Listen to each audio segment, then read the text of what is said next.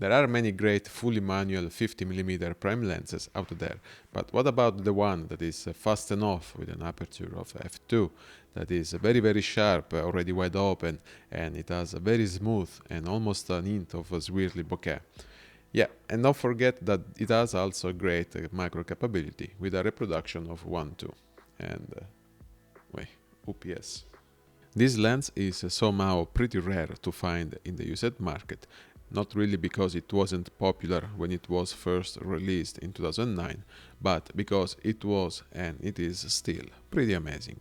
And who is owning this lens is having a hard time to let it go.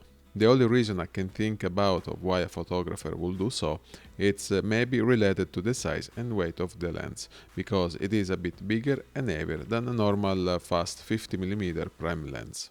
It is actually double the size and weight of the Zeiss 50mm F1.4 planar, and if you're wondering, yes, I'm talking about the Zeiss Makro Planar 50mm F2, probably one of the most versatile and useful 50mm prime lens that I'm aware of. Many years ago, Zeiss made this great lens in the classic lineup, and a few years later they recycled the optical formula for the Zeiss Milvus 50mm f2. I never tested the Zeiss Milvus version, but that lens will probably have slightly less chromatic aberrations and less contrast if compared to this classic version. As I said before, this lens is a bit big and heavy. This can be a bad and a good thing at the same time. It is bad because when you pack your bag with a few of these Zeiss Classic lenses, you will feel like you are going around with heavy stones in your backpack. But the good thing is that this lens is built like a tank, and it will probably last longer than you. And these lenses can also be easily swapped on the gimbal because it shares the same size and weight as the 25mm f2, 35mm f2 and 85mm f1.4. The focus throw of this lens is very long, it has 320 degrees, and when you focus from infinity to minimum focus distance, that is 24 centimeters, the lens extends quite a bit. The focus ring is a little bit stiff, is not the smoothest you can find on a fully manual lens, but you will not have any problems if you're going to use a strong enough focus motor for video work, if you're gonna do focus pulls. The front element of the lens is very deep inside the barrel of the lens, so you will not really need to use a lens hood with this lens. So overall I consider the build quality of this lens phenomenal, like all the lenses produced by Cosina in Japan.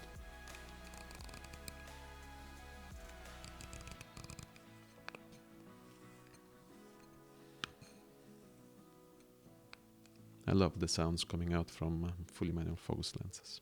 And like all Zeiss Classic lenses, this lens doesn't have a weather sealing, at least on paper, because for my experience I never had any single grain of dust inside all my Zeiss Classic lenses.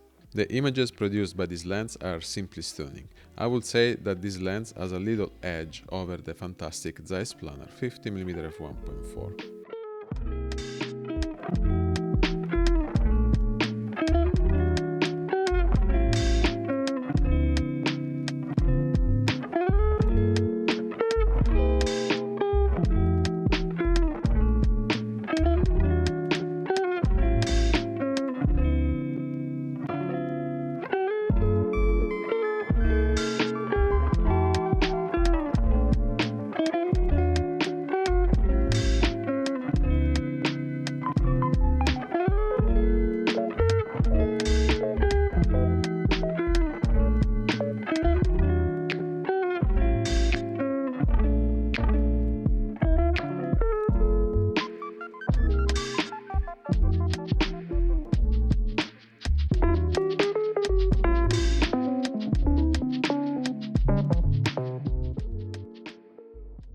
This 50mm macro planar doesn't show any purple fringing if used wide open. It has a very low amount of longitudinal chromatic aberrations. It doesn't show strong spherical aberrations in the bokeh balls, and it is very sharp, already wide open at f2 from center to the medium region of the frame.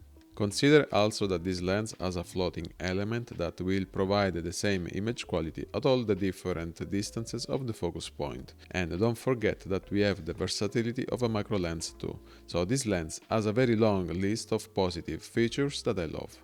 Now, this lens is not perfect, there are just a couple of things that can be annoying for someone of you, and that's why I'm gonna mention them right now, because it is important to know everything about this lens. First of all, the vignetting in this lens is extremely high.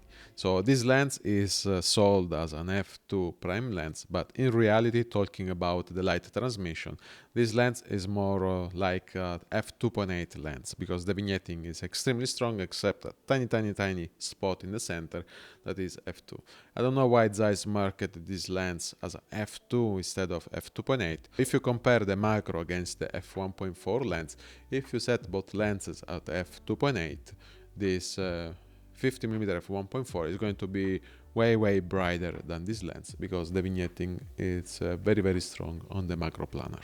So yeah, as a low light beast, the 50mm f1.4 is going to be your best option. The second annoying thing about this Makro Planar is about a different color rendition, because this lens has a sort of a yellow tint that is not present to the rest of the lineup of Zeiss Classic. But they corrected on the Zeiss Milvus lineup, so if you care a lot about the same color rendition, maybe consider the Zeiss Milvus lineup. And last but not least is about the hard focus ring. Also consider that the focus throw between infinity and 1 meter is extremely short, so it's not that you're going to twist this lens over and over to pull focus. This lens has actually a pretty short focus throw that can be nice for street photography, but for video work I would say that the Zeiss 50mm f1.4 is a better lens, because this lens has a way longer focus throw between 1 meter and infinity. Well, this is super short. Probably the same as the 35mm f2. And that's it. There are not so many complaints about this lens I can think about it, because I found it very fantastic. If you are wondering if you should buy this Makro Planar over the 50mm f1.4, I would say that these lenses are pretty different. The Makro Planar is a lens with less character, and it is a bit cleaner, with macro capabilities, while the Planar 50mm f1.4 is more of an artistic lens that can provide clean images if you stop down the lens to f4, and it is also much smaller and lighter. In my case, I will keep both, because sometimes I like to go out with a super lightweight prime lens, and in your case, if you want to have just one 50mm prime lens from Zeiss, I would say get the Makro Planar, because this lens is able to produce outstanding images at any focal distance because of the floating element, while the Zeiss 50mm f1.4 is more of an artistic lens, and sometimes the strong chromatic aberrations coming out from the 50mm f1.4 can be really problematic, while with the 50mm f2 both the longitudinal and lateral chromatic aberrations are much more well controlled. If you also love Zeiss lenses, I've made a bunch of videos about them that you can find in the channel. Thank you so much for watching, and I'll see you in the next one. Ciao!